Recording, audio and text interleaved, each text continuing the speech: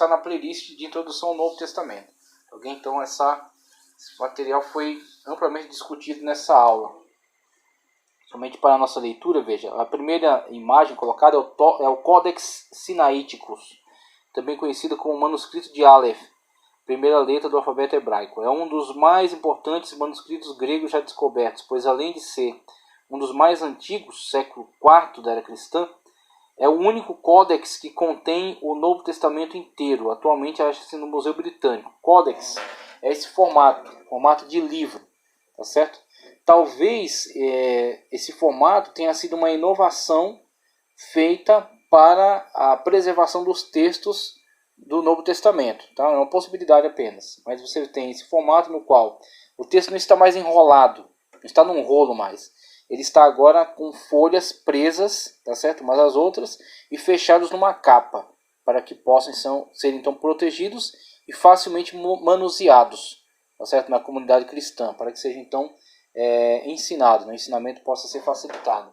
Então você tem o chamado Codex, que é o formato de livro, diferente dos pergaminhos e papiros, né, que tinha aquele formato de rolo.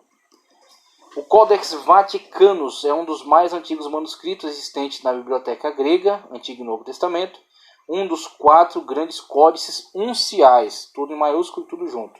O nome do Codex deve-se ao fato de estar guardado na biblioteca do Vaticano, pelo menos desde o século XV, escrito em 759 folhas do Velho e em letras unciais. Foi datado paleograficamente como sendo do século IV da era cristã.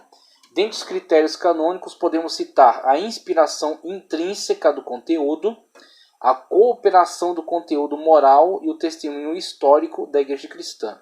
Então você, de forma alguma, você tem o cânon do Novo Testamento sendo aprovado, sendo ratificado, nem por indivíduo, nem por determinado grupo, em algum concílio, em alguma reunião. De forma alguma, de modo algum.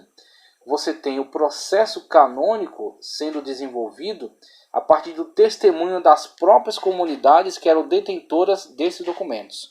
Então você tem, a partir daquilo que foi mostrado para você, daquele mapa, daquele histórico, você tem os documentos sendo produzidos e estando espalhados pelas comunidades. E quando forem então reunidos, estas comunidades é que deram testemunho da sua inspiração intrínseca, tá certo? Deste conteúdo, da cooperação do conteúdo moral, tá certo? Que estava presente, e do testemunho histórico. Ou seja, esse texto comprova comprovação moral do seu conteúdo, tá certo?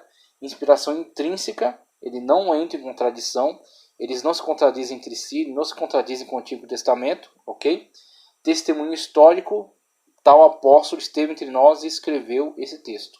O apóstolo Paulo esteve entre nós, nos mandou essa carta. O apóstolo Pedro escreveu, né, essas cartas. O apóstolo Marcos, amanuense de Pedro, nos legou esse documento. Mateus escreveu esse documento. Então você tem o testemunho das próprias comunidades dando peso então de comprovação para esses documentos. Tanto que alguns documentos ficam durante certo tempo em investigação, porque a sua comprovação não foi tão forte. Então havia uma comprovação, mas de uma comunidade, de algumas comunidades. Então, uma vez que não havia essa comprovação tão forte, mesmo que o seu conteúdo já tivesse sido aceito, ele fica ainda sob investigação. Até que em determinado momento ele é aceito, né, de uma forma tranquila como documento canônico. Mas alguns documentos ficam durante um tempo num processo ainda de investigação. É aquilo que é chamado prolegômena antes de Cesareia. Então você tem esse processo aí, e para mim isso é extraordinário, que mostra a seriedade com que a igreja sempre tratou esses documentos. E a seriedade como ela trata essa questão canônica. Sempre tratou essa questão canônica. Num livro de F.F. Bruce, você tem, por exemplo, o autor falando sobre algumas discussões da época, demonstrando que desde cedo já se fazia essa diferença entre textos sagrados, textos apócrifos e textos úteis, mas não necessariamente canônicos.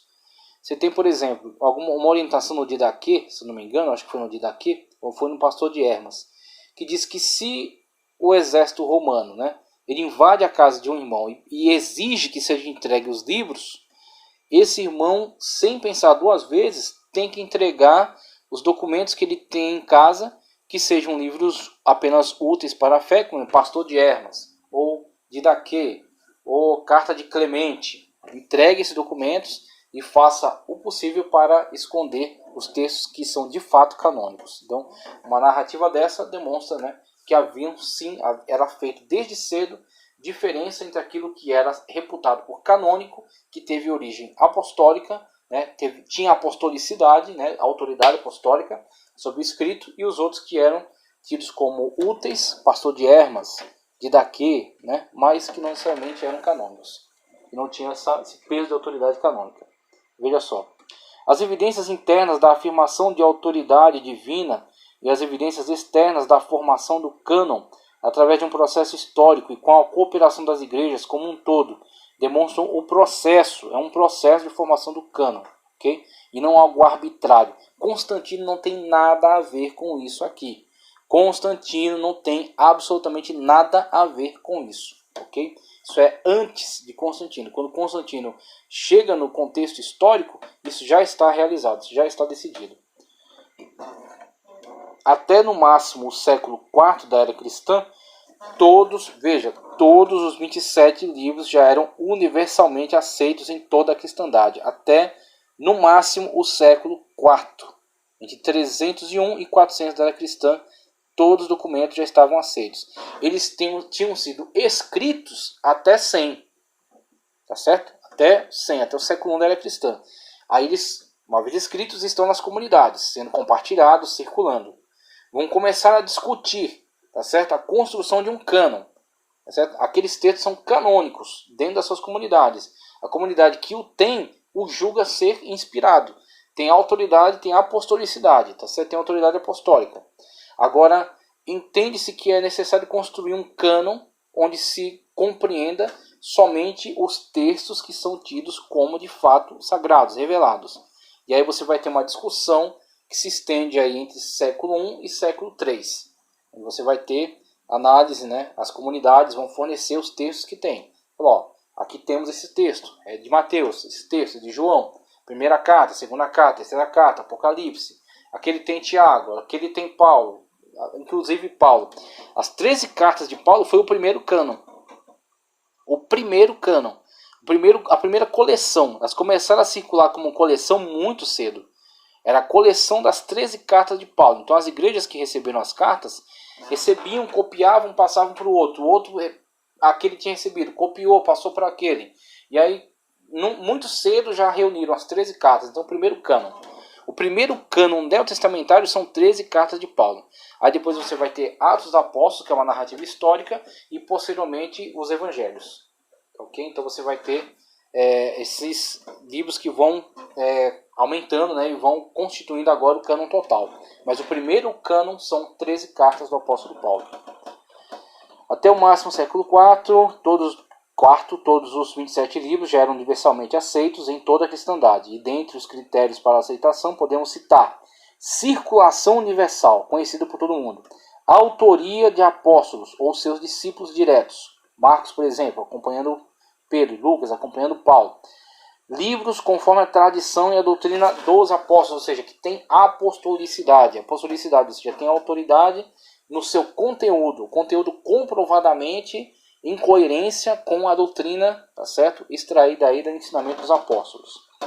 E estabeleceram forte influência para a formação do cânon neotestamentário, a base textual inspirada no Antigo Testamento e o testemunho dos pais da igreja quando a autoria dos apóstolos nas mais diferentes comunidades cristãs espalhadas pelo mundo. Interessante, né? A dinâmica aí da autoridade veterotestamentária, né? Então, se entra em contradição com o Antigo Testamento, está fora. Você tem essa questão aí. E tem o testemunho, né, daqueles que sucederam os apóstolos, né, em linha direta aí com os apóstolos, que tiveram contato direto com eles e que poderiam então comprovar ser aquele texto da autoria destes. E aí o quadro que eu coloco agora para você é o quadro chamado Evolução do Cânon do Novo Testamento. Evolução do Cânon do Novo Testamento. Foi extraído do livro A Bíblia através dos séculos, do saudoso Antônio Gilberto.